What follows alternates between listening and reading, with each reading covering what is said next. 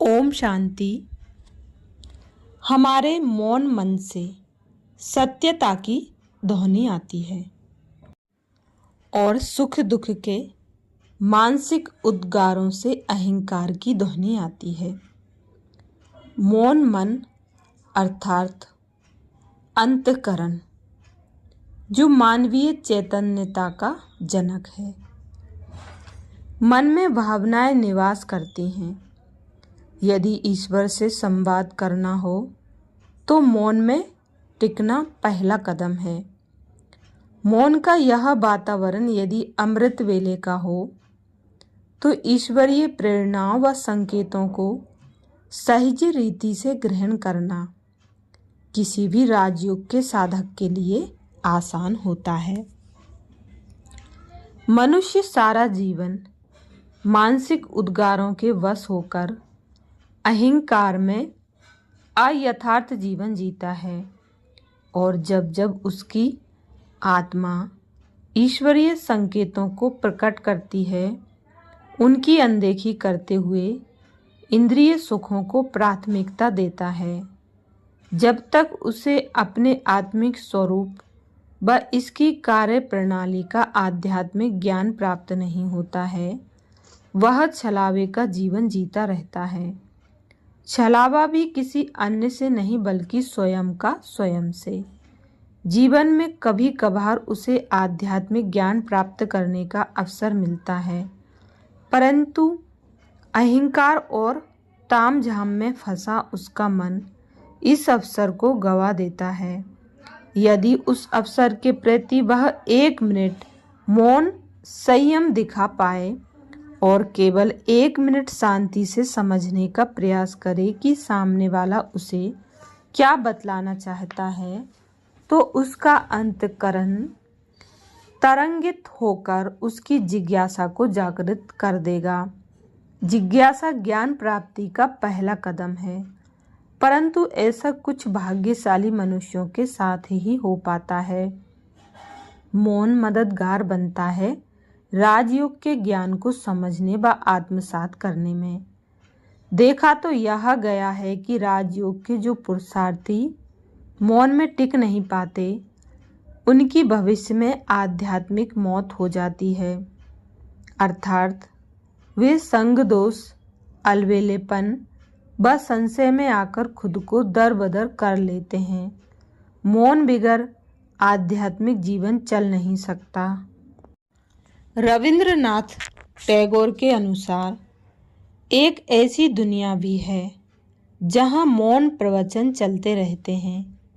मनुष्य जब जागृत अवस्था में नितांत अकेला होता है तो उसका मन स्मृति से कुछ न कुछ अच्छा बुरा निकालकर उस पर सूक्ष्म रीति से संकल्प अर्थात प्रवचन करता रहता है।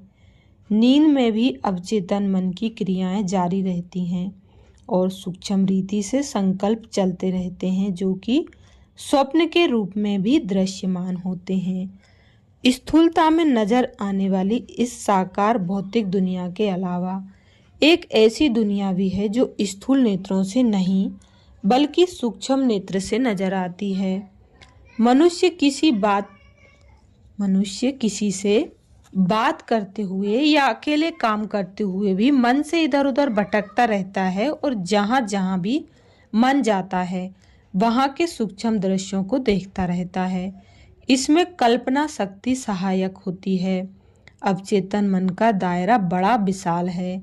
इसमें स्मृति, आदतें, अनुभव, भावनाएं, प्रेरणाएं आदि समाहित रहती हैं और ये निरंतर चेतन मन को प्रभावित करती रहती हैं। अवचेतन मन सूक्ष्म रूप से निरंतर कुछ न कुछ बोलता रहता है। मिसाल के तौर पर चेतन मन को अवचेतन मन से अक्सर आवाज आती है कि वर्तमान जीवन नीरस व अधूरा सा है, जिससे फिर चेतन मन में सूक्ष्म असंतोष बना रहता है जो जीवन में खुशी व उत्साह आने नहीं देता। यह आवाज और यह असंतोष इतनी सूक्ष्मता में होते हैं कि इन पर दृष्टि नहीं जाती, परंतु जब राजयोग का साधन चेतन मन में यह सोमान धारण करता है कि मैं कल्प कल्प की विजयी आत्मा हूँ, तो उसके अंदर आत्मविश्वास, उत्साह व शक्ति का संचार होता है। राजयोगी जब मौन में शिव से योग युक्त होता है तो अवचेतन मन की विकारी स्मृतियां व आदतें अप्रभावी हो जाती हैं। जीवन आशाओं व उत्साह से भर जाता है। मौन में रहते बार बार ईश्वरीय स्मृति की साधना से आदि मौलिक गुण उभरते जाते हैं और आत्मा विकारों से मुक्त होती जाती है। विकार मुक्त जीवन का अनुभव खुशी, सुख व संतुष्टता देता है। मौन में प्राप्त होती हैं कार्य सिद्धि हेतु अंतः प्रेरणाएं। एक राजा के वजीर की मृत्यु हो गई। उस राज्य का यह नियम था कि देश भर में जो सबसे बुद्धिमान व्यक्ति होता था उसे ही वजीर बनाया जाता था। अतः पहले लिखित परीक्षा ली गई। जो पास हुए उनमें से 3 सबसे बुद्धिमान व्यक्तियों का चयन हुआ। राजा ने तीनों को दरबार में बुलाया और कहा कि तुम तीनों कल प्रातः 10 बजे सभागार में प्रवेश करना और उसके दरवाजे पर एक गणित के नंबरों वाला ताला लगा दिया जाएगा। तीनों में से जो भी उस सभागार के एकमात्र दरवाजे को खोलकर सबसे पहले बाहर आएगा उसे ही वजीर बनाया जाएगा। तीनों में से एक व्यक्ति चुपचाप घर चला गया और अपने लौकिक काम निपटाकर सो गया। बाकी के 2 व्यक्ति तालों की दुकान पर गए और तालों से संबंधित जानकारी हासिल करने लगे। वे इंजीनियरों से भी मिले और उनसे सलाह ली। वे यंत्रों से संबंधित कई किताबें खरीदकर घर ले गए और रात भर कल होने वाली परीक्षा की तैयारी करते रहे। अगले दिन तीनों को राजा ने सभागार में बंद कर दिया। पहला व्यक्ति तो चुपचाप कुछ देर तक समस्या पर विचार करता रहा और फिर ईश्वर का ध्यान करने लगा। दूसरे दोनों अपने साथ लाई किताबों में से दरवाजा खोलने का हल ढूंढने में लग गए। आधे घंटा बाद पहला व्यक्ति चुपचाप उठा, दरवाजे के पास गया और जैसे ही दरवाजे को धकेला तो वह खुल गया। क्योंकि दरवाजे में ताला लगाया ही नहीं गया था, राजा ने उसे वजीर नियुक्त कर दिया। नए वजीर से जब सभासदों ने पूछा कि आपने इस परीक्षा को कैसे पास किया, तो उसने कहा कि मैंने पहले मौन साधकर बुद्धि को एकाग्र किया और समस्या पर विचार किया।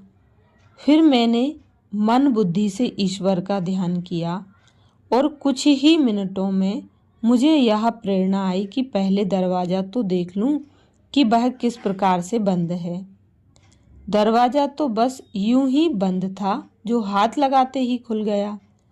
इससे सिद्ध होता है कि यदि मन बुद्धि मौन की शक्ति का सहयोग ले और ईश्वर से युक्त हो जाए तो कार्य सिद्धि हेतु अंत प्रेरणाएं प्राप्त होने लगती हैं। कई साधक स्थूल सेवा व ज्ञान सेवा में तत्पर तो रहते हैं, परंतु मौन की उपयोगिता को नज़रअंदाज करते हैं। इससे उनका ईश्वर से योग युक्त रहना आसान नहीं होता। उन्हें आध्यात्म कहता है कि मौन में रहकर श्रेष्ठ आकांक्षाएं करो, मौन में रहकर दूसरों के प्रति त्यागी व दाता बनो, मौन में रहकर दूसरों के अवगुणों को नज़रअंदाज करो, मौन में रहकर कलयुगी क्लेशों को सहन करो, मौन में रहकर ईश्वर की मत पर चलो, मौन में रहकर दिव्य गुणों को धारण करो, मौन में रहकर ईश्वर व उसकी रचना से प्रेम करो, मौन में रहकर सतयुगी दुनिया का स्मरण करो। इन प्रेरणाओं को साकार करने के लिए मौन में रहने का अभ्यास करना होगा। ये सभी सूक्ष्म कर्म हैं। मौन मंजूषा में हर प्रकार के कर्म को साधन की ताकत है। बस मौन को साधने हेतु परम मौनी शिव से योग युक्त होने की आवश्यकता है, जिसमें राजयोग का ज्ञान व अभ्यास मदद करता है। स्वयं से मौन युक्त और शिव से योग युक्त होकर पुरुषार्थी श्रेष्ठ कर्मयोगी व श्रेष्ठ राजयोगी दोनों बन सकता है। मदर टेरेसा के अनुसार मौन का फल प्रार्थना है, प्रार्थना का फल आस्था है, आस्था का फल प्रेम है और प्रेम का फल सेवा है। प्रार्थना सिर्फ अपने लोभ के लिए याचना करना ना हो, बल्कि विश्व शांति व विश्व कल्याण की भावना से ईश्वर की याद में टिकना ही प्रार्थना है। सर्वे भवन्तु सुखिनः, इस प्रार्थना को मंत्र की तरह उच्चारा तो जाता है, परंतु मंत्र स्वरूप हो मौन में टिका नहीं जाता। देखा जाए तो मौन में रहना स्वयं की सेवा है, जिससे आत्मा बलवती होती है और यह बल उसकी प्रार्थना में काम आता है। प्रार्थना करते समय एकाग्रता का बल, समर्पणता का बल एवं संबंध का बल काम करता है। ऐसी प्रार्थना ईश्वर में निश्चय व आस्था से ही हो पाती है। अतः प्रार्थना का फल आस्था नहीं बल्कि आस्था का फल प्रार्थना कहना सही होगा। नित्य प्रार्थना करने से ईश्वर से व लौकिक संबंध संपर्क वालों से प्रेम बढ़ता है और शांति की अनुभूति होती है। प्रेम की महसूसता मौन में सहजता से होती है। यदि मनुष्य आत्मा राजयोग की साधना से प्रेम स्वरूपा हो जाए तो यह प्रेम उसकी वाणी से, नयनों से, मुस्कान से एवं उसके हर कर्म से झलकता है। उसे देखकर दूसरों का ध्यान उसकी तरफ स्वतः जाता है और वे महसूस करते हैं कि इसमें कुछ विशेष आकर्षण है, यह भरपूर आत्मा है। ऐसी प्रेम स्वरूप आत्मा दूसरों को ईश्वरीय पहचान व ईश्वरीय संदेश देने की सेवा करती है, तो दूसरे कुसंस्कारी होते हुए भी सुनने व समझने को स्वतः तैयार होते हैं। इस प्रकार मौन से प्रार्थना, प्रार्थना से प्रेम और प्रेम से सेवा की उत्पत्ति होती है। मौन और कला में गहरा संबंध है। संस्कार में कलाओं के उभरने में मौन साधना आवश्यक है, चाहे वह आत्मिक गुणों की धारणा की बात हो या किसी लौकिक कला में पारंगत होने की बात हो। एक दिन राजा भोज का दरबार लगा हुआ था। एक बहुरूपिया दरबार में आया और राजा भोज से 5 रुपए के दान की याचना की।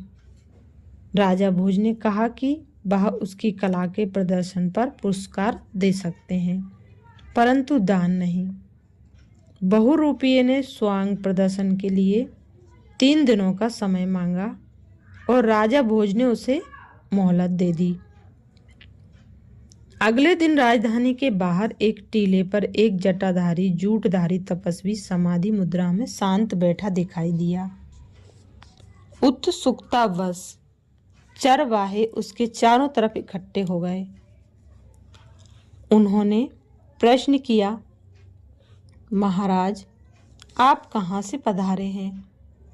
परंतु तपस्वी के कानों में मानो वे शब्द गए ही नहीं, क्योंकि उसने ना तो आंखें खोली और ना ही मौन तोड़ा। उसके शरीर में लेश मात्र भी हलचल नहीं हो रही थी। बाबा, क्या कुछ भिक्षा ग्रहण करेंगे? परंतु इसका भी कोई जवाब चरवाहों को नहीं मिला। नगर में लौटकर चरवाहों ने उस महान तपस्वी का नगरवासियों से वर्णन किया तो सभी उसको देखने टीले पर जाने लगे। बात फैलती चली गई। कुछ सेठ एवं राज दरबारी भी तपस्वी के पास गए और कुछ चढ़ावा चढ़ाना चाहा, परंतु तपस्वी तो अपनी ध्यान मुद्रा से टस से मस न हुआ। फूल फल मेवा मिष्ठान व रुपयों का ढेर लग गया, परंतु तपस्वी ने तो उस तरफ देखा भी नहीं। दूसरे दिन प्रधानमंत्री ने स्वर्ण मुद्राओं व रत्नों की थाली तपस्वी के चरणों में रखकर आग्रह किया कि एक बार आंखें खोलकर कृतार्थ कर दें, किंतु इसका भी तपस्वी पर कोई असर नहीं हुआ। तीसरे दिन स्वयं राजा भोज वहां गए और लाखों अशर्फियां चरणों में रखकर तपस्वी से आशीर्वाद देने की प्रार्थना की, किंतु तपस्वी मौन ही रहा। चौथे दिन वह तपस्वी राज दरबार में प्रकट हुआ और अपनी जटा व रंगत साफ करके बहुरूपीय वाली मूल सकल सूरत में खड़ा हो गया और राजा भोज से अपने सफल स्वांग के लिए 5 रुपए के पुरस्कार की मांग की।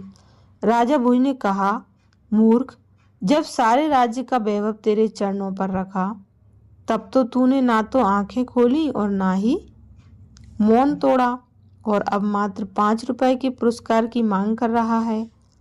बहुरूपिया बोला, उस समय सारे वैभव तुच्छ थे महाराज, क्योंकि मुझे अपनी कला की लाज रखनी थी, लेकिन अब कला अपना पुरस्कार चाहती है। इससे सिद्ध होता है कि कलाएं मौन से निखरती हैं और वैभव कलाओं से तुच्छ है। अच्छा, ओम शांति।